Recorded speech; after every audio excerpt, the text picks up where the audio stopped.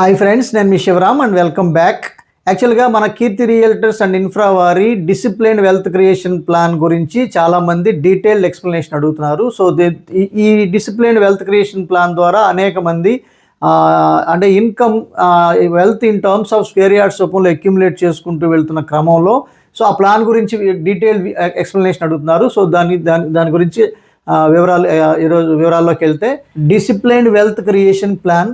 So wealth creation by diversification of investments and returns with time leveraging concept. అంటే ఈ ప్లాన్లో leveraging of time, so అలాగే leveraging of money and encapitalization of square yards. అంటే wealth in terms of square yards రూపంలో accumulate చేసుకుంటూ ఒక huge కార్పస్ని establish చేసుకుని ఆ కార్పస్ నుంచి మన డబ్బే మన కోసం పనిచేసేలాగా పర్మనెంట్ ప్యాసివ్ ఇన్కమ్ని ఎస్టాబ్లిష్ చేసి అలా మల్టిపుల్ పర్మనెంట్ ప్యాసివ్ ఇన్కమ్స్ని ఎస్టాబ్లిష్ చేసుకొని early retirement. So early retirement అనేది అల్టిమేట్ గోల్, ఈ ప్లాన్ యొక్క అల్టిమేట్ గోలు. దాంతోపాటు ఆటోమేటిక్గా ఫైనాన్షియల్ ఫ్రీడమ్ని పొందడం. సో ఫైనాన్షియల్ ఫ్రీడమ్ని పొందగలిగాము అంటే మన లైఫ్లో టైం ఉంటుంది, సో మనీ ఉంటుంది, ఆటోమేటిక్గా సెక్యూరిటీ ఉంటుంది. సో ఈ మూడింటిని పొందగలగడం ఈ డిసిప్లిన్ వెల్త్ క్రియేషన్ ప్లాన్ యొక్క అల్టిమేట్ గోల్ అనమాట. సో 2006 నుంచి నేను పొందిన ఎక్స్పీరియన్స్ని బేస్ చేసుకొని ఈ ఏదైతే ఫిల్టర్ చేసి, అంటే మనం చూడండి చాలామంది అంటే ఈ డెవలపర్స్ ప్లాట్స్ అన్నీ అమ్ముకుని అవతలకి వెళ్ళగలుగుతారు, కానీ దాంట్లో ఇన్వెస్ట్ చేసిన ఇన్వెస్టర్స్ మాత్రం రీసేల్ చేసుకుని అవతలకి వెళ్ళలేరు. సో దాని అర్థం ఏంటంటే, వితౌట్ స్టడీ అండ్ అనాలిసిస్ చాలామంది ఏం చేస్తున్నారంటే వాళ్ళ బంధువులు కొన్నారనో లేదంటే వాళ్ళు ఎమోషనల్ ఇన్వెస్ట్మెంట్ చేస్తుంటారు. ఎప్పుడు ఎమోషనల్ ఇన్వెస్ట్మెంట్ చేయకూడదు. అయితే ఫండమెంటల్గా అది స్ట్రాంగ్ ఏరియా అయి ఉండాలి, లేదా టెక్నికల్గా అంటే ఆల్ టుగెదర్ గ్రో అవుతున్న జోన్, అంటే సివిలైజ్డ్ అంటే మీకు గ్రామాలు లేదా పట్టణాలు లేదా సిటీస్ ఎక్స్పాన్షన్లో భాగంగా గ్రో అవుతున్నది కాకుండా ఆల్ టుగెదర్ గ్రో అవ్వాలి. అంటే ఎంప్లాయ్మెంట్ జనరేషన్ కానివ్వండి, ప్రొవిజన్స్ ప్రొవైడ్ చేసే విషయంలో కానివ్వండి, స్కూల్స్, కాలేజెస్, ట్రాన్స్పోర్టేషన్ వగేరా ఆల్ టుగెదర్ గ్రో అవుతూ, అంటే మీకు నాట్ ఓన్లీ వన్ ఆస్పెక్ట్లో కాకుండా అన్ని ఆస్పెక్ట్స్లో ఇది గ్రో అవుతున్న లొకేషన్ అయితే ఎక్సలెంట్గా విత్ ఇన్ నో టైం మనకి రిటర్న్స్ రావడానికి అత్యద్భుతమైన అవకాశం ఉంది. సో ఈ ప్లాన్ గురించి ఏ ఫిల్టర్స్ చేస్తాం అనే ఒక విషయాన్ని మనం చెక్ చేద్దాం. జనరల్గా based on our previous experience from 2006 నుంచి మా ఎక్స్పీరియన్స్ని దృష్టిలో పెట్టుకొని మేము చేసే ఫిల్టర్స్ ఏంటంటే, సో హై ఫీజిబుల్ లొకేషన్స్ని ఐడెంటిఫై చేయడం.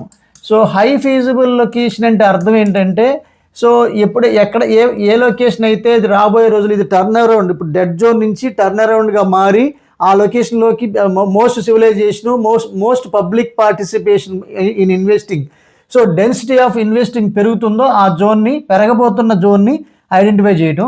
రెండోది, ఇన్వెస్ట్ చేయబోయే ముందే రీసేల్ వాల్యూ ఉన్న ప్రాపర్టీస్లో ఇన్వెస్ట్ చేయడం. సో రీసేల్ వాల్యూ అంటే దాని అర్థం ఏంటంటే, రీసేల్ వాల్యూ ఉన్న ప్రాపర్టీని డైరెక్ట్గా ఎసెట్ అంటాం, ఆస్తి అంటాం. సో రీసేల్ వాల్యూ లేని దాన్ని ఎన్పిఏ అంటాం. సో ఎన్పిఏ అంటే నాన్ పర్ఫార్మింగ్ అసెట్.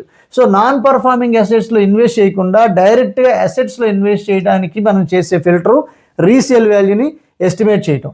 సో దానికి ఆ రీసేల్ వాల్యూ ఎలా వస్తుంది అంటే, జనరల్గా ఏంటంటే, based on our experience we have identified 5 points checklist for a value investment for higher returns to generate multiple permanent passive income అని చెప్పి 5 point చెక్లిస్ట్ని డిరైవ్ చేసాం.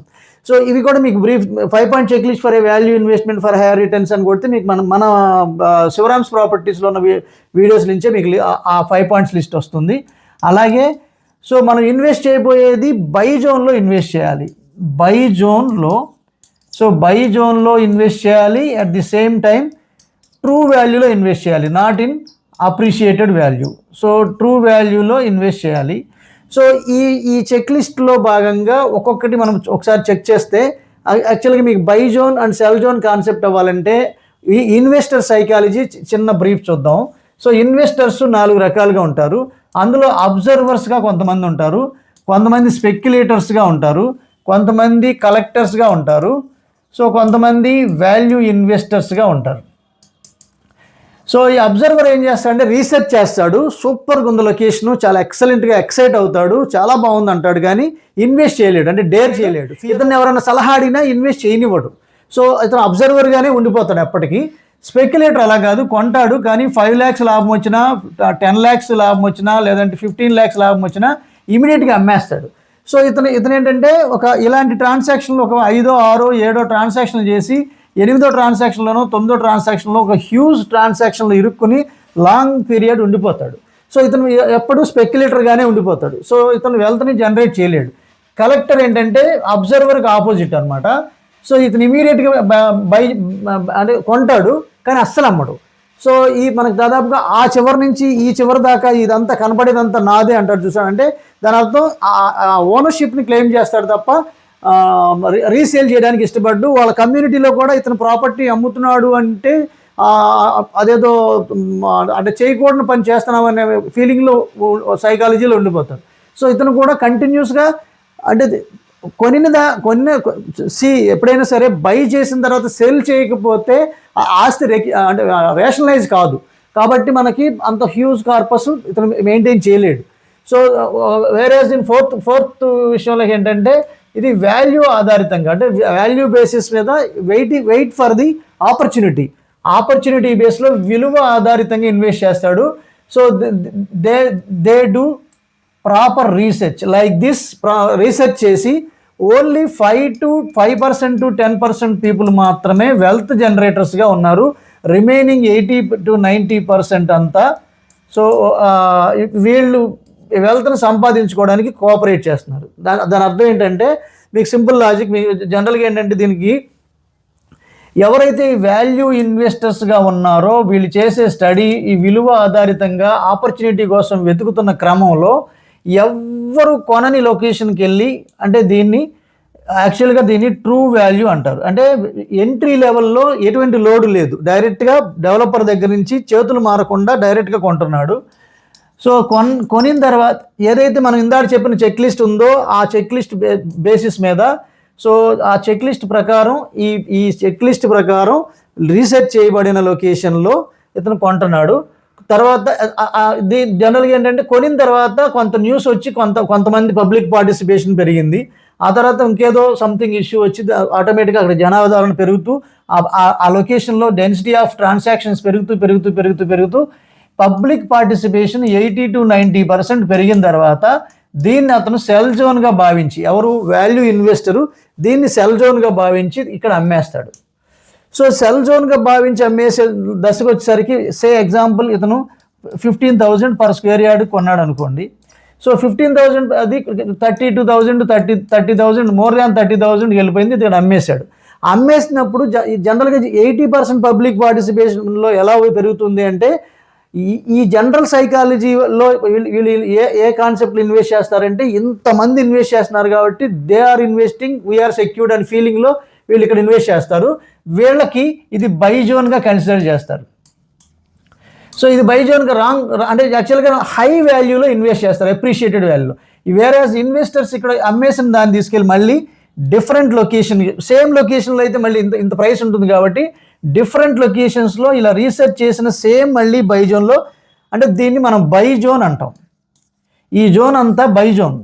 సో ఈ జోన్ అంతా సెల్ జోన్ వాల్యూ ఇన్వెస్టర్కి. సో వేరేస్ 80 to 90% జనరల్ పబ్లిక్కి మాత్రం ఇది buy జోన్గా తీసుకుంటారు. అందుకే వీళ్ళు ప్రాపర్టీ 80 to 90% కొంటారు కానీ తిరిగి అమ్మలేరు. ఈవెన్ వీళ్ళకి ఎవరైతే సైట్లు రికమెండ్ చేస్తారో వాళ్ళు కూడా చేతులు ఎత్తేస్తారు, అమ్మలేరు కాబట్టి.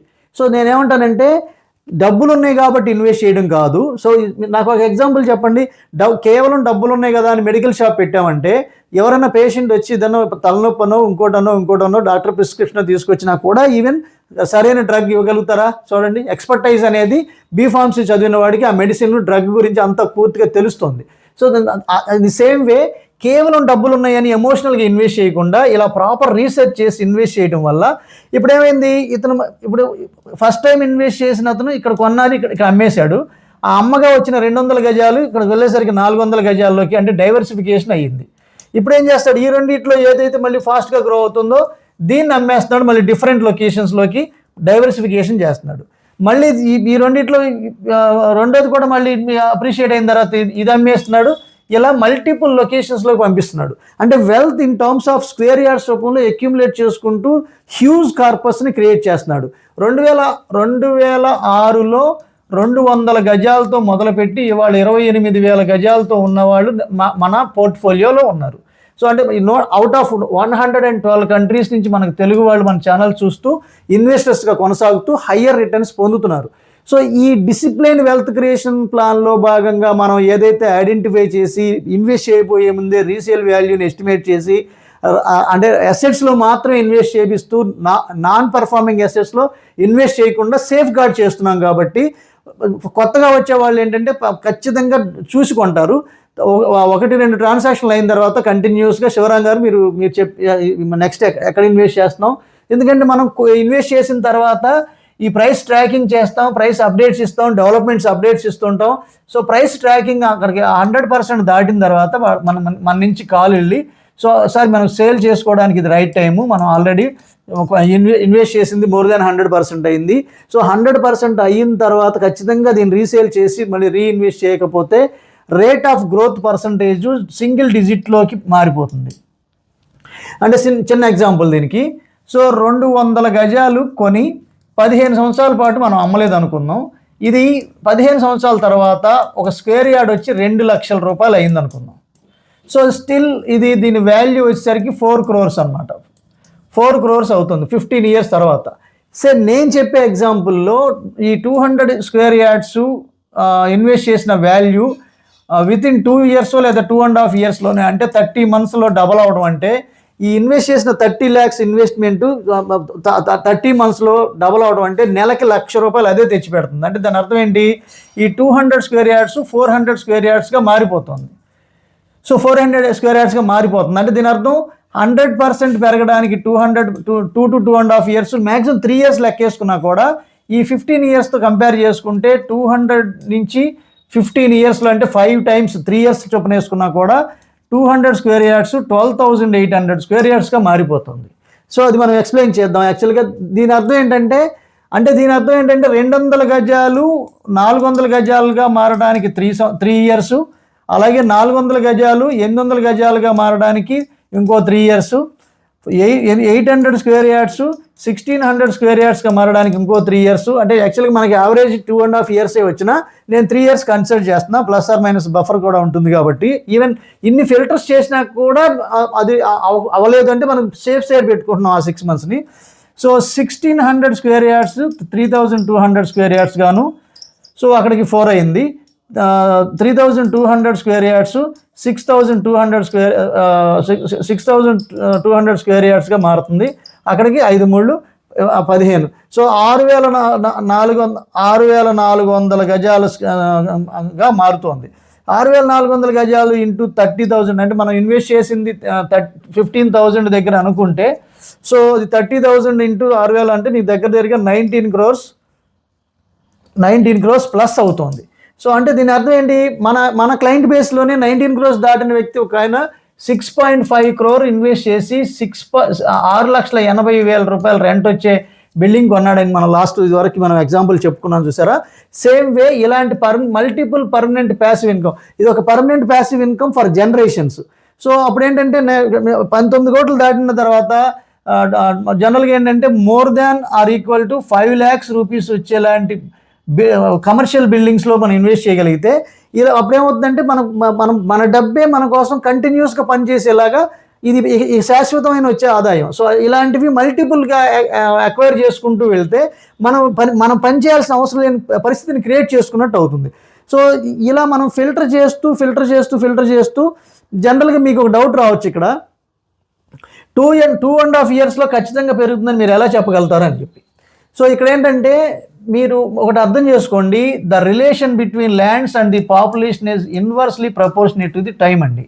అంటే అర్థం ఏంటి, పాపులేషన్ ఏమో రేషనలైజ్ అవుతుంది, ల్యాండ్స్ కూడా రివర్స్లో రేషనలైజ్ అవుతుంది, అంటే తగ్గిపోతుంది. సో వేరేస్ కాలం గడుస్తున్న కొద్దీ కంటిన్యూస్గా పాపులేషన్ పెరుగుతోంది, ల్యాండ్స్ తగ్గిపోతున్నాయి. దీనికి ఒక బెస్ట్ ఎగ్జాంపుల్ చెప్తాను చూడండి. జనరల్గా మీకు రోజుకు 1,00,000 ఇస్తానండి, రోజుకు 1,00,000 రూపాయలు ఇంటూ 30 days ఇస్తాను. ఇది ఆప్షన్ 1.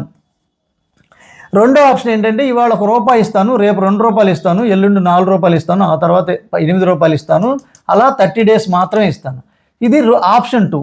సో ఇప్పుడు మీకు ఆప్షన్ 1 చూస్ చేసుకుంటారా, ఆప్షన్ 2 చూస్ చేసుకుంటారా? ఒకవేళ మీరు ఆప్షన్ 1 చూస్ చేసుకుంటే అక్యుములేటెడ్గా 30 daysలో వచ్చే ఆదాయం 30 lakhs, రోజుకు ₹1,00,000 వస్తుంది కాబట్టి. రెండో ఆప్షన్ మీరు చూస్ చేసుకుంటే మీ 30 daysలో టోటల్గా వచ్చేది 107 crores. సో ఇది ఎందుకంటే ఇది రేషనలైజ్ అవుతుంది. ఈ ఎగ్జాంపులే నేను ఎందుకు అడిగాను అంటే ఈ 1,00,000 అనేది fixed value. So fixed value, మనకి ఫిక్స్డ్ వాల్యూ అంటే దీని అర్థం అసలు మారదు. మనకు మార్కెట్లో ఉన్న ల్యాండ్స్ అనమాట, అంటే భూములు. సో ఈ ల్యాండ్స్ 2 రకాలుగా మనం కన్జ్యూమ్ చేస్తున్నాం. ఒకటి లివింగ్ బీయింగ్స్ కోసం, రెండోది నాన్ లివింగ్ బీయింగ్స్ కోసం. లివింగ్ బీయింగ్స్ ఎవరు? ప్రాణం ఉండి షెల్టర్ అడుగుతున్న ఏ జీవికైనా ల్యాండ్నే కన్జ్యూమ్ చేయాలి. సో ల్యాండ్ తగ్గిపోతుంది. సో నాన్ లివింగ్ బీయింగ్స్ అంటే ఏంటి? రోడ్లు, ఫ్యాక్టరీస్, బిల్డింగ్స్, ఎస్టాబ్లిష్మెంట్స్ వగైరా వాళ్ళు కూడా కంటిన్యూస్గా ల్యాండ్నే యూజ్ చేస్తున్నారు. సో టోటల్గా ఏంటంటే ల్యాండ్ అనేది కంటిన్యూస్గా కన్జ్యూమ్ అవుతుంది. వేరే సెకండ్ ఆప్షన్ ఏంటి? ఒకళ్ళకి పెళ్లి చేస్తే ఇద్దరిని కనడం అనేది మన ఇండియన్ కల్చర్లో భాగం అయిపోయింది. రేట్ ఆఫ్ బర్త్ రేట్తో కంపేర్ చేసుకుంటే డెత్ రేట్ చాలా తక్కువ కదా. So even though population is rationalizing and lands are decreasing every time. So అప్పుడు ఏమవుతుంది? The gap between lands and the population is every time grow అవుతుంది కానీ తగ్గట్లేదు. ఈ గ్యాప్ని ఎవరూ సరిసమానం చేయలేము, ఎందుకంటే ల్యాండ్స్ కన్స్యూమ్ అయిపోతున్నాయి కంటిన్యూస్గా. ఈ ఒక్క ఫార్ములా మీకు అర్థమైతే ప్రపంచంలో ఏ మూలను ఇన్వెస్ట్ చేసినా మన డబ్బు పెరుగుతోంది అనేది అర్థమవుతుంది కదా. సో ఇప్పుడు నేనేమంటానంటే ఈ ఒక్క పాయింట్ మనం అర్థం చేసుకోండి. ఒకవేళ మొమెంటం ఉన్న గవర్నమెంట్ వస్తే 2 years 2.5 years కూడా పట్టని కండిషన్ వస్తుంది. ఒకవేళ నాన్ మొమెంటం గవర్నమెంట్ వస్తే 3 yearsగా పడుతుంది. సో ఇందాక మీకు చెప్పిన ఎగ్జాంపుల్లో ఇలా మీకు జస్ట్ మీరు కేవలం 5 15 సంవత్సరాలకు రాస్తే 12,800 గజ 6,400 గజాలు వచ్చింది కదా. ఒకవేళ ఇదే మీరు ఒక 10 రాయండి, 2 లక్షల గజాల్లోకి వెళ్ళిపోతున్నారు. సో అంటే దాని అర్థం ఏంటి? మీరు దీన్ని సీరియస్గా తీసుకుంటే ఒకవేళ మీరు జనరల్లో బయట ఏం జరుగుతుందంటే జనరల్గా కొత్తగా ఐటీ ఎంప్లాయీ కానీ లేదా ఇంకోళ్ళు కానీ ఇన్కమ్ జోన్లోకి రాగానే కాస్త ఒక 10 lakhs more than cash on hand రాగానే వీళ్ళు ఏం చేస్తున్నారంటే 1 crore పెట్టి ఇల్లు కొనేస్తున్నారు. 1 crore పెట్టి హౌస్, అపార్ట్మెంటో లేదంటే ఇండివిజువల్ హౌస్ కొనేస్తున్నారు. అందులో డౌన్ పేమెంట్ ఒక 10 lakhs కడుతున్నారు. కానీ నేను 25 lakhs డౌన్ పేమెంట్ కట్టారనుకుని కన్సిడర్ చేసిన ఇలా చేసేస్తే దీనికి 75 lakhs లోన్ పెట్టేస్తున్నారు. సో అప్పుడు ఏమవుతుంది? లక్షకి ₹1,000 ఈఎంఐ పడుతుంది కాబట్టి ₹75,000 ఈఎంఐ ప్రతి నెల కట్టాల్సి వస్తుంది. ఇంటూ 20 years టర్మ్ పెడుతున్నారు. సో అప్పుడు ఈ 20 years టర్మ్ అంటే 75,000 ఇంటూ 240 అంటే మీకు ₹1,80,00,000 రీకలెక్షన్, అంటే మీకు ఇంక్లూడింగ్ అసలు ప్లస్ వడ్డీ కలిపి 240 నెలల్లో అంటే 20 ఏళ్లలో మనం రీపేమెంట్ చేసేది ₹1,80,00,000. ఆల్రెడీ మనం కట్టేది 25 లక్షలు డౌన్ పేమెంట్ కట్టాం. సో అలాగే అప్పటికేమవుతుందంటే మీకు తెలియకుండా రిజిస్ట్రేషన్కి, లోన్ ప్రాసెసింగ్కి, ఇన్సూరెన్స్కి వగైరా మొత్తం కలిపి ఇది 10 లక్షలు అవుతుంది. సో టోటల్గా ఇది ఎంతవరకు అవుతుంది అంటే మీకు ₹2,10,00,000 దాకా ఇది వాల్యూ అవుతుంది. ఒరిజినల్గా మనం కొన్న వాల్యూ ఎంత? House value 1 crore. సో ఇదంతా దేనికోసం చేస్తున్నారయ్యా అంటే మీకు జనరల్గా ఏంటంటే మాకు సొంత ఇల్లు ఉండాలని ఒక కారణం చెబుతున్నారు. రెండోది ట్యాక్స్ రిడక్షన్ కోసం అని రెండో కారణం చెబుతున్నారు. మూడోది ఇన్వెస్ట్మెంట్ అని చెప్తున్నారు. సో జనరల్గా ఇది ఈ 1 crore పెట్టుకున్న ఇల్లు నుంచి మనకి 15 నుంచి 20,000 లేదా 25,000 మించి రావట్లేదు. ఒకవేళ దీని యావరేజ్గా 20,000 తీసుకున్నా కూడా ఇంటూ 240 monthsలో మనకి ఈ హౌస్ వల్ల మనం సేవ్ చేసుకున్నది ఎంత అంటే కేవలం 48 lakhs. ఈ 48 lakhsలో కూడా మళ్ళీ ట్యాక్స్లుగా కంటిన్యూస్గా 11 నెలల పాటు అంటే 12 నెలలు కంటిన్యూస్గా ఉంది అనుకున్నా కూడా అందులో ₹4 లక్షల మీకు ఇయర్లీ ట్యాక్స్ కట్టేది పోతుంది 20 ఏళ్లలో. సో అంటే దీని అర్థం 44 లక్షలు. అందులో మళ్ళీ మెయింటెనెన్స్ కింద ఒక 2 లక్షలు తీసేసిన మళ్ళీ 42 లక్షలు. సో ఇలా మెయింటెనెన్స్ ఓవరాల్గా రిపేర్స్ అవన్నీ చూసుకుంటే మీకు ఏమవుతుందంటే కేవలం ఈ 48 లక్షలు సేవ్ చేసుకోవడానికి ఇక్కడ మీకు 80 లక్షల వడ్డీ కట్టాల్సి వస్తుంది. సో ఇది మీకు బ్యాంకుకి వెళ్తుంది కానీ మీకు ఎక్కడ వస్తుంది అంటున్నాను నేను. సో కొన్ని కంట్రీస్లో $25,000 రెంట్ వస్తుంది అనుకున్నప్పుడు $15,000 ఈఎంఐగా పెట్టి రిమైనింగ్ $10,000 మీరు ఇంటికి తీసుకెళ్ళండి అని మీకు క్యాష్ ఫ్లో వస్తుంది. ఇది పాజిటివ్ క్యాష్ ఫ్లో ఉంది ఇక్కడ. సో మరి ఇక్కడ మనకేమవుతుంది, 20,000 25,000 రెంట్ వచ్చిన చోట మనం ఈఎంఐ ఎంత కడుతున్నాం, 75,000 కడుతున్నాం. సో అప్పుడు మనకి ఇది సెన్సిబుల్గా అనిపిస్తుందా, ఒకసారి ఆలోచన చేయండి. సో జనరల్గా దీనివల్ల మనం లోడ్ వేసుకుని 20 సంవత్సరాల పాటు ఈ ఇంటికి కట్టే ఈఎంఐ కట్టుకోవడంలోనే మనకు సరిపోతుంది. వేరాజ్ మనం ఇందాక డిస్కస్ చేసిన ఎగ్జాంపుల్లో చూడండి, అదే 1 crore మీరు డౌన్ పేమెంట్ కట్టిన 25 lakhs మాత్రమే, దీనికి జస్ట్ ఒక 5 lakhs యాడ్ చేసుకుంటే 30 lakhs ఇన్వెస్ట్ చేసి 30 monthsలో డబల్ అవ్వడం అంటే నెలకి ₹1,00,000 ఇది తెచ్చిపెడుతోంది. ప్లస్ ప్రతి ప్లాటు ఇంకో 2 ప్లాట్లు కొనివ్వడానికి శక్తినిస్తుంది. ప్లస్ మా ఎక్స్పర్టైజ్ ఉపయోగించుకోవడం వల్ల ఏమవుతుందంటే అది 100% పెరిగిన తర్వాత మళ్ళీ డైవర్సిఫికేషన్ ఆఫ్ ఇన్వెస్ట్మెంట్స్లో భాగంగా డైవర్సిఫికేషన్ ఇలా చేయడం వల్ల సో ఎప్పటికప్పుడు మన ఈచ్ అండ్ ఎవ్రీ ట్రాన్సాక్షన్కి మన ఇన్వెస్ట్మెంట్ డబుల్ అవుతుంది. వాస్తవంగా మీరు జస్ట్ స్టార్ట్ చేసిన మీరు సపోజ్ మీకు 25 years నుంచి మీరు ఇన్కమ్ స్టార్ట్ అయింది అనుకుందాం. ఇది 62 years రిటైర్మెంట్ ఏజ్గా తీసుకుంటే ఈ పీరియడ్ లేదా 30 yearsకి ఇన్కమ్ స్టార్ట్ అయింది అనుకుందాం. ఎడ్యుకేషన్ కంప్లీట్ అయిన తర్వాత ఒక రెగ్యులర్ ఇన్కమ్. సో అంటే దీని అర్థం ఈ 32 yearsలో మీరు ఏం చేశారు, ఎంత సంపాదించారు అనే దాన్ని బట్టి ఎన్ని నంబర్ ఆఫ్ ట్రాన్సాక్షన్ చేయగలుగుతారో దాన్ని బట్టి మీ నెట్వర్త్ అనేది ఆధారపడి ఉంటుంది. సో ఇలా మీరు ఒక ఇన్వెస్ట్మెంట్ చేసి 5 సంవత్సరాలకో 10 సంవత్సరాలకో దాన్ని పట్టించుకోనప్పుడు మీరు ఎంత సంపాదించినా మీరు ఎంత అంటే కార్పస్ పెంచుకోవాలంటే ఎలా కుదురుతుంది చెప్పండి. అందుకే డైవర్సిఫైడ్ పోర్ట్ఫోలియోస్ అని చెప్పి mutual funds, shares, stocks, gold ఇలా వగేరా డిఫరెంట్ ఇన్వెస్ట్మెంట్స్ ఆప్షన్స్ కోసం చూస్తున్నాం. వాటన్నింటిలోనూ రీసెంట్గా వచ్చిన స్పైక్ తప్ప గోల్డ్లో 300% హిస్టారికల్ గ్రోత్ నమోదైంది. వేరేస్ రియల్ ఎస్టేట్లో మీరు ఇప్పటివరకు మీరు అంటే మీరు హిస్టారికల్ డేటాను అబ్జర్వ్ చేస్తే మోర్ దెన్ 500% రిటర్న్ కనిపిస్తోంది. పైగా ప్రాపర్గా ఆర్గనైజ్ చేసే వాళ్ళకి ఇంకా ఎక్స్ట్రాడినరీ రిటర్న్స్ అయితే దీంట్లో ఉన్నాయి. అయితే నేనేమంటానంటే మీరు జనరల్గా ఆలోచన చేస్తే ఈ బేస్డ్ ఆన్ దీస్ రీసెర్చ్ మీరు కనుక స్టార్టింగ్ మనం చెప్పుకున్న ఈ చెక్ లిస్ట్ అయితే ఏదైతే ఉందో, సో ఈ చెక్ లిస్ట్ బేసిస్ మీద ఈ హై ఫీజిబుల్ లొకేషన్స్ని ఐడెంటిఫై చేసి ఓన్లీ గేటెడ్ కమ్యూనిటీ హౌసింగ్ ప్రాజెక్ట్సే ఎందుకంటున్నానంటే మనం ఇన్వెస్ట్ చేసేటప్పుడు ఓపెన్ ప్లాట్ అది 1.5 year లేదా 2 yearsలోనే అక్కడ ఒక రెడీమేడ్ కాలనీ ఎస్టాబ్లిష్ అయ్యి అది ఆక్యుపై అవటం వల్ల మనం ఏదైతే ఇనిషియల్గా ఇన్వెస్ట్ చేసి 15,000కో 20,000కో మనం కొనుక్కున్నామో ఈ వాల్యూ వితిన్ 2 years ఆక్యుపై అయ్యేసరికి ఇది డబల్ అవుతుంది. సో అప్పుడు మనం ఇల్లు కట్టుకునే వాడికి ఇది మనం 30,000+ అప్పుడు మార్కెట్ రేట్ వస్తుంది కాబట్టి మనం రీసేల్ చేసుకుని మళ్ళీ మనం ట్రూ వాల్యూకి వెళ్ళి ఇన్వెస్ట్ చేయడానికి వీలవుతుంది. సో అంటే హై ఫీజిబుల్ లొకేషన్లో రెడీమేడ్ అట్మాస్ఫియర్ అంటే ఇవాళ లివబుల్ కండిషన్ ఉన్న క్రియేట్ కాబోతున్న లొకేషన్స్లో ఐడెంటిఫై చేస్తున్నాం. సో ఇన్వెస్ట్ చేయబోయే ముందే రీసేల్ వాల్యూని ఎస్టిమేట్ చేస్తున్నాం. సో 5-point చెక్ లిస్ట్ అన్నాను, బ్రీఫ్ చెప్తాను. ఆ 5-point చెక్ లిస్ట్ ఏంటంటే as per government legal requirements ప్రకారం అప్రోచ్ రోడ్స్ ఈరోజు ఉండాలి ఖచ్చితంగా. శివరాం గారు ఎంత హెల్ప్ చేసినా, ఎంత అసెట్ డబల్ అవ్వడానికి హెల్ప్ చేసినా, నేను వేసిన లేఅవుట్ వేసినా మీరు as per government legal requirements ప్రకారం అప్రోచ్ రోడ్స్ ఉంటేనే ఇది టిక్ పెట్టుకోవాలి, లేదంటే అక్కడి నుంచి బయటకు వెళ్ళిపోవాలి. సో రెండోది ఏంటంటే గ్రౌండ్ వాటర్, డ్రింకింగ్ వాటర్ ఉండాలి. సో డ్రింకింగ్ వాటర్ ఉంటేనే మనం అక్కడ లివబుల్ కండిషన్ వస్తుంది కాబట్టి ఖచ్చితంగా డ్రింకింగ్ వాటర్ ఉండాలి. మూడోది ఏంటంటే లైవ్ కరెంట్ ఉండాలి. కరెంట్ లేకుండా మనం ఏ పని చేసుకోలేం కాబట్టి, కన్స్ట్రక్షన్ కూడా చేయలేం కాబట్టి ఈ 3 ఉండాలి. ఈ 3 ఉన్నాయి కదా అని చెప్పేసి 50 kilometers 100 kilometers దూరం వెళ్ళిపోయి సో అక్కడ అన్ని డెవలప్మెంట్లు చేసేసామండి, చుట్టూ కాంపౌండ్ వాల్ కూడా కట్టేసి గేటుకు తాళం వేస్తే ఉపయోగం లేదు. పిచ్చి మొక్కలు పెరిగిపోయి అనార్గనైజ్డ్గా తయారయ్యి మనం వెళ్ళి మన ప్లాట్ ఎక్కడుందో చూసుకోవడానికి కూడా దారితెన్నులు లేకుండా ఉంటుంది. వేరే జీవరాశి వచ్చి అక్కడ ఆక్యుపై చేస్తుంది.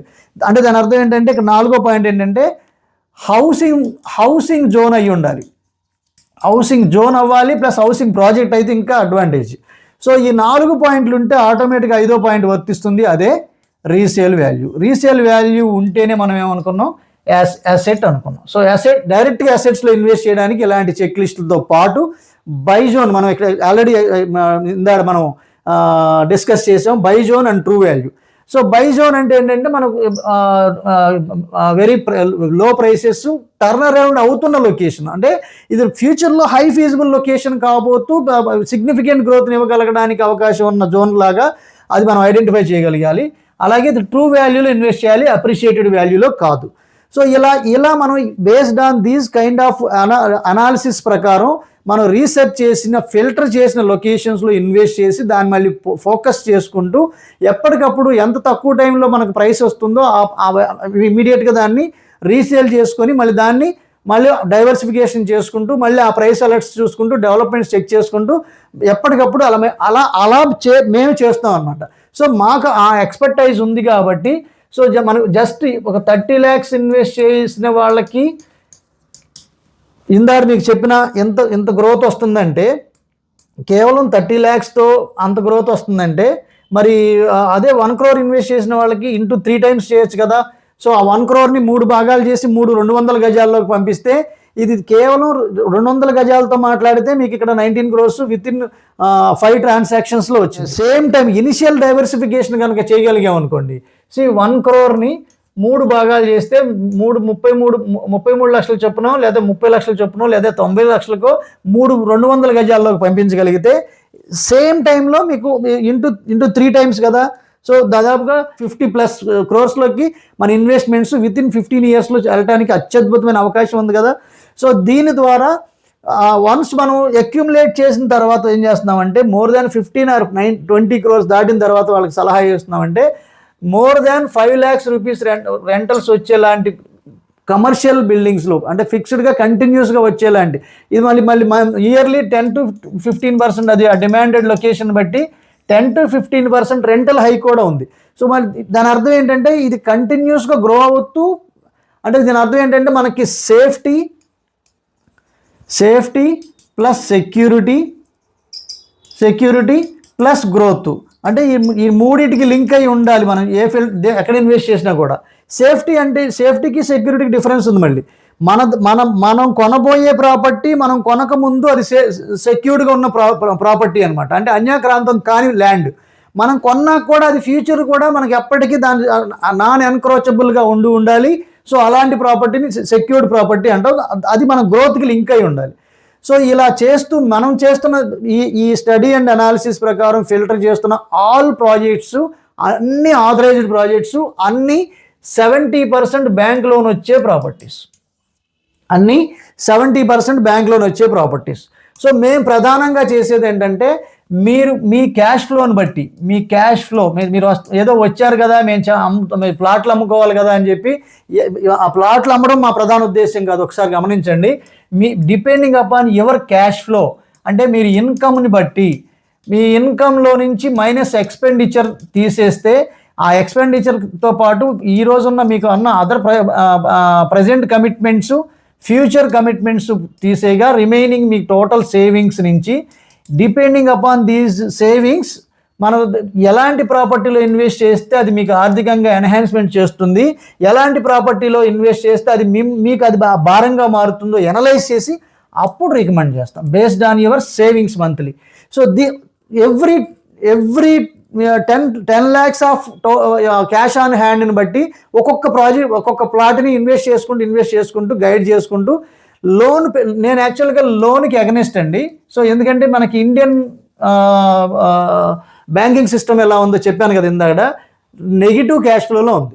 సో దాని అర్థం ఏంటంటే బ్యాంకింగ్ ఇంట్రెస్టే కానీ పబ్లిక్ ఇంట్రెస్ట్ లేదు. కాబట్టి నేనేమంటానంటే ఇప్పుడు ఏదైతే ఒక లోన్ పెట్టి తీసుకుంటున్నామో అది 20 years పాటు మనం కంటిన్యూస్గా కట్టుకుంటూ వెళ్ళాము అంటే ఖచ్చితంగా మనకు అది భారంగా మారిపోతుంది. సో ఆ అడిషనల్ ఇన్వెస్ట్మెంట్ అంతా బ్యాంక్ ఇంట్రెస్ట్ రూపంలో మనకు భారంగా మారుతుంది.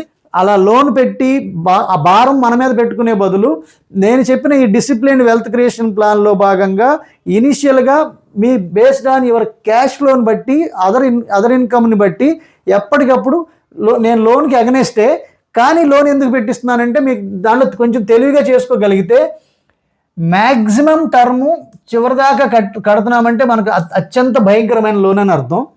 దీన్ని ఏం చేస్తామంటే మ్యాక్సిమం టర్మ్ పెడతాం, కానీ as minimum as possible EMI పెడతాం. దాని అర్థం ఏంటంటే మనం ఎలాగో వితిన్ 2.5 years లేదా 3 yearsలో మనం అమ్మేస్తాం కదా. దాని అర్థం ఏంటి, 30 months లేదా 36 monthsలో ఖచ్చితంగా మనం అమ్మేస్తాం అనే ఉద్దేశంతో ఉంటున్నాం. కాబట్టి వెరీ లీస్ట్ ప్రైస్ అంటే మన ఈఎంఐ మన చేతిలో నుంచి బయటికి వెళ్ళే అమౌంట్ చాలా తక్కువ పెట్టిస్తున్నాం. ఎగ్జాంపుల్ రీసెంట్గా ఒకటి జరిగిన ట్రాన్సాక్షన్ ఒకటి చెప్తాను చూడండి. 33 lakhs పెట్టి ఒక ప్రాపర్టీ 200 గజాలు కొన్నారు. సో ఇది కొన్నారు, అమ్మేశారు, ఇది అయిపోయింది ట్రాన్సాక్షన్. అది చెప్తున్నాను అనమాట. డౌన్ పేమెంట్ 11 lakhs కట్టారు. సో 22 lakhs ప్రిన్సిపల్ అమౌంట్ అనమాట. ఇది మీకు 20 years టర్మ్ పెట్టారు. సో 20 years టర్మ్ పెట్టినా ఇది 24 months నుంచి 27 months లోపు అమ్మేశారు. నేను 30 months ఎగ్జాంపుల్ తీసుకుంటున్నా మన క్యాలిక్యులేషన్ పర్పస్. సో 23,000 ఈఎంఐ పెట్టారు. ఇంటూ 30 months అంటే మీకు అది 6,90,000 రూపాయలు ఈఎంఐ కట్టారు. సో డౌన్ పేమెంట్ ఒక 11 lakhs. సో ఇది ఒక 6,90,000, రౌండ్ ఫిగర్గా 7 lakhs వేసుకోండి. ఇది 18 lakhs rupees. So 18 lakhs rupees మన చేతి నుంచి బయటికి వెళ్ళినాయి. అంటే ఈఎంఐ రూపంలో 6,90,000 ఈ 30 monthsలో. అలాగే డౌన్ పేమెంట్ కట్టింది 11 lakhs. సో ఇది 18 lakhs అయింది. రిజిస్ట్రేషన్కి ఒక 1 lakh అయింది, అంటే 19 lakhs అయింది. సో మీరు సో 19 lakhs రౌండ్ ఫిగర్గా 20 lakhs అయింది అనుకోండి. ఇది డబుల్ అవ్వడం అంటే ఇది 66 లక్షలకు అమ్మేశారు. సో 66 లక్షలకు అమ్మేసిన దాంట్లో నుంచి ఇది 20 లక్షలుగా కన్సిడర్ చేయండి. 20 లక్షల రూపాయలు అంటే ఎందుకంటే ఈ 30 నెలల్లో వీళ్ళు కట్టింది ఇంట్రెస్ట్ పోగా ఓన్లీ ఈ క్యాపిటల్లోంచి మైనస్ అయింది 2 లక్షలు మాత్రమే అనుకున్నా కూడా.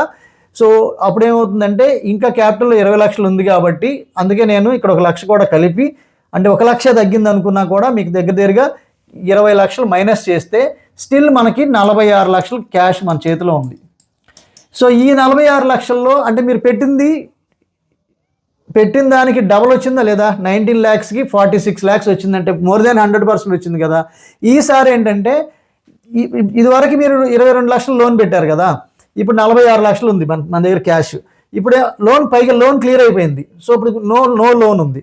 సో దాని అర్థం ఏంటి, ఇప్పుడు 46 lakhs ఇదివరకు మీరు డౌన్ పేమెంట్ కట్టిన 11 లక్షల స్థానంలో ఇప్పుడు 46 లక్షలు ఉంది. సో ఇప్పుడు ఎంత పెట్టుకోవడానికి ఆప్షన్ ఉంది? ఒకవేళ మీకు అదర్ బ్యాంక్ లోన్స్ ఏమీ లేవు అనుకుంటే 46 లక్షలు అంటే 11 లక్షల డౌన్ పేమెంట్లు కట్టడానికి ఆప్షన్ ఉంది. అంటే మీరు ఎట్ ఏ టైం 4 డిఫరెంట్ ప్లాట్స్లో ఇన్వెస్ట్ చేయడానికి ఆప్షన్ ఉంది. దాని అర్థం ఏంటంటే ఇప్పుడు 4 అంటే 200 గజాలు 800 గజాలు మీరు ఇన్వెస్ట్ చేయడానికి మీకు ఆప్షన్ వచ్చింది. మళ్ళీ సేమ్ వే మళ్ళీ 30 monthsలో మళ్ళీ 4 ఎట్ ఎ టైం అవుతుంది. 4 డిఫరెంట్ లొకేషన్స్లో పెడుతున్నాం, ఒకే చోట పెట్టించట్లేదు. లేదా 2 ప్లాట్లు ఒక చోట 2 ప్లాట్లు ఒక చోట పెట్టినా కూడా ఏది ఫాస్ట్గా గ్రో అవుతుందో దాని నుంచి మనం తీసేసి మళ్ళీ దాన్ని డైవర్సిఫికేషన్ చేసి మళ్ళీ సేమ్ ప్రొసీజర్ మళ్ళీ చేస్తుంటాం.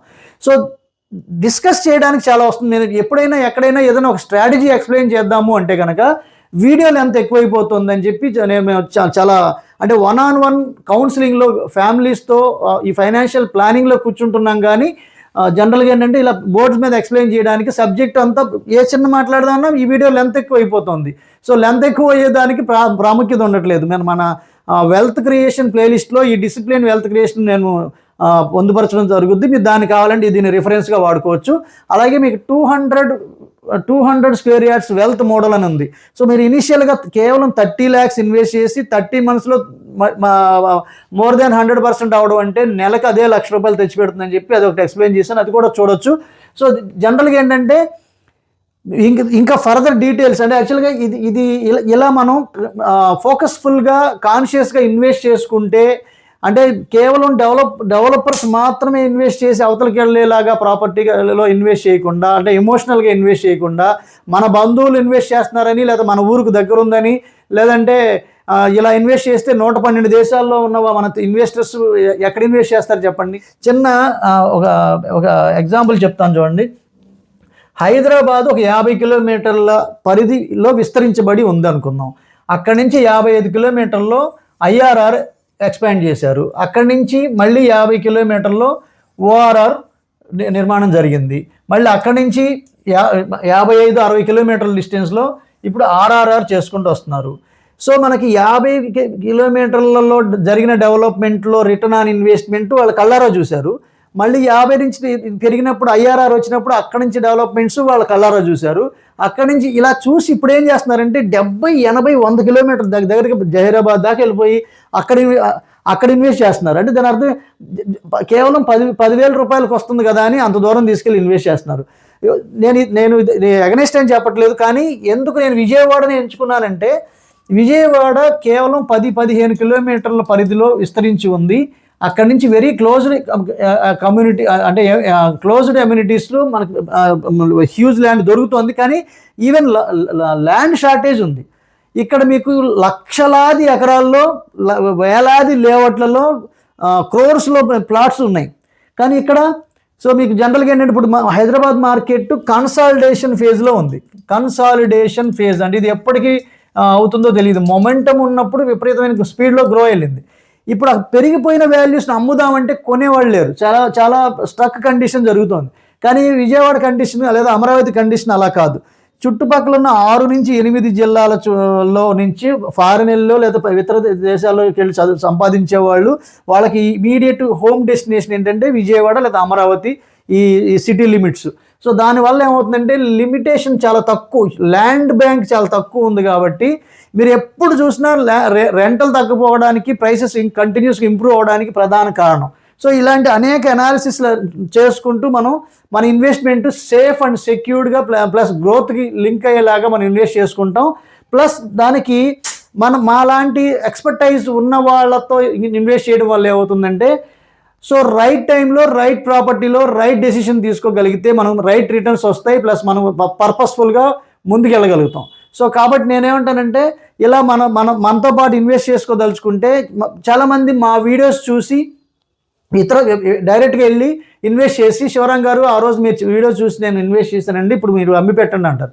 సో నాకెలా తెలుస్తుంది? ఇప్పుడు మీరు మాతో కలిసి ఇన్వెస్ట్ చేస్తే మేము దాన్ని డిసిప్లిన్ వెల్త్ క్రియేషన్ ప్లాన్లో పెట్టుకొని ప్రైస్ మానిటరింగ్ లిస్ట్లో ఉంటుంది. ప్లస్ ఎప్పుడు అమ్మాలి, సెల్ సిగ్నల్ చేస్తాం, ఎవ్రీథింగ్ మేము మానిటరింగ్లో ఉంటుంది. అసలు మా దగ్గరికే రాకుండా మాతో పాటు మీరు డైరెక్ట్గా వెళ్ళిపోయి కొనేసుకుంటే దానివల్ల మేము కేవలం ఎంఆర్పి అమ్ముతున్నా, అంటే ఫిక్స్డ్ ప్రైసెస్ ఉన్న కంపెనీస్లో మాత్రమే ఉన్నాను. మన కీర్తి రియల్టర్స్ అండ్ ఇన్ఫ్రా అనేది అసెట్ మేనేజ్మెంట్ కంపెనీ. బాగా గమనించండి, మనకి ఒక కేవలం 4 అంటే 4 కంపెనీస్తో నేను టైఅప్ అయ్యి వాళ్ళతో పాటు మాత్రమే ఉండడానికి ప్రధాన కారణం వాళ్ళు ఎంఆర్పి రేట్లో ఉన్నారు. మనిషికి ఓ రేట్ ఇచ్చి ఒక మనిషి దగ్గర ఎక్కువ, మనిషి దగ్గర తక్కువ అలా అమ్మట్లేదు. బార్గెన్ మోడల్లో లేదు, ఓన్లీ ఫిక్స్డ్ మోడల్. యూనివర్సల్గా ఎవరు వచ్చి కొనుక్కున్న ఒకటే ప్రైస్ ఉంటుంది. మీరు డైరెక్ట్గా వెళ్ళి కొనుక్కున్న అదే ప్రైస్, నా ద్వారా వచ్చి కొనుక్కున్న అదే ప్రైస్. కాబట్టి అప్పుడు ఏమవుతుంది, మీరు జనరల్గా ఏంటంటే అలాంటి కంపెనీలో ఉంటూ Sri Brahmara townships private limited అనే కంపెనీతోనూ, అలాగే స్థలా ప్రాజెక్ట్స్ ప్రైవేట్ లిమిటెడ్ అనే కంపెనీతోనూ, భువనేశ్వరి ప్రాజెక్ట్స్ అనే ఇది మన సొంత కంపెనీ అయినా, బాబామర్దుల కంపెనీ మా ఓన్ కంపెనీ అయినా వన్ ఆఫ్ ది పార్ట్నర్గా ఉన్నాను భువనేశ్వరి ప్రాజెక్ట్స్లోను, అలాగే capital housing projects private limited. So ఈ 4 కంపెనీలు మాత్రమే అంటే నాకు తెలిసి ఎంఆర్పి రేట్లు అమ్ముతున్నాయి. సో మిగతా వాళ్ళంతా బార్గెన్ మోడల్లో ఉన్నారు. సో వాళ్ళు తప్పంటలేదు, కానీ మేము ఎంఆర్పి మోడల్లో ఉన్నాము. అలా అని చెప్పి మీరు వేరే ఆ కంపెనీలో ఇన్వెస్ట్ చేయొద్దని కూడా నేను చెప్పట్లేదు, చేసుకోండి. కానీ నా ద్వారా వచ్చి అంటే శివరాం గారు మీరు చెప్పారు కాబట్టి నేను రికమెండ్ చేసిన దాంట్లో నేను కొన్నానండి. సో మీ డిసిప్లిన్ వెల్త్ క్రియేషన్ సర్వీస్ మాకు అప్లై చేయండి అంటే కుదరదు కదా. సో మాకు తెలియదు కదా అసలు మీరు కొన్న విషయం, మేము ప్రైస్ అలర్ట్స్ ఎలా వస్తాయి మీకు. సో కాబట్టి ఇది ఒకటి గమనించండి. సో మాతో కలిసి కంటిన్యూస్గా వెల్త్ క్రియేషన్లో పార్టిసిపేట్ చేస్తూ, ప్రాఫిట్స్లో పార్టిసిపేషన్ చేస్తూ, మాతో కంటిన్యూస్ ప్రాఫిట్ షేరింగ్ పార్ట్నర్గా లేదా ఇన్వెస్టర్గా కొనసాగుతూ హ్యూజ్ కార్పస్ని క్రియేట్ చేసుకుని చాలా లాంగ్ టర్మ్ అసోసియేషన్తో ముందుకు వెళ్ళగలిగే వాళ్ళు, ఇంట్రెస్ట్ ఉన్న వాళ్ళు మన స్క్రీన్లో ఉన్న నంబర్కి కాంటాక్ట్ చేయండి. మన వెల్త్ క్రియేషన్ ప్లేలిస్ట్లో ఉన్న మన కంటెంట్ని గమనించండి. మా ఎఫర్ట్స్ కనుక ఎక్సలెంట్ సర్వీస్ అండి, ఇది బాధ్యతాయుతమైన రెస్పాన్సిబుల్తో కూడుకున్న పని అండి అని అంటే కనుక ఖచ్చితంగా మా ఎఫర్ట్స్ గుర్తించి లైక్ చేసి షేర్ చేయండి. వాస్తవంగా ఈ ఎక్స్పీరియన్స్ అంతా మేము పొందిన గత అనుభవాల నుంచి నేర్చుకున్న లెసన్స్ నుంచి మేము దాన్ని ఒక ఫ్రేమ్ చేసుకుని సక్సెస్ ఫార్ములా ప్రిపేర్ చేసుకున్నాం. సో మాతో కలిసి ఇన్వెస్ట్ చేయదలుచుకున్న వాళ్ళు ఈ స్క్రీన్లో ఉన్న నంబర్కి కాంటాక్ట్ చేయండి. అలాగే విత్ దిస్ ఐఎమ్ కంక్లూడింగ్, మీరు నేను మనందరం సంతోషంగా, ఆనందంగా, సమృద్ధిగా, సౌకర్యవంతంగా, ఆరోగ్యవంతంగా జీవిస్తూ ఆర్థికంగా, ఆధ్యాత్మికంగా ఉన్నతిని సాధించాలని కోరుకునే మీ శివరాం. నమస్తే. Thanks for watching.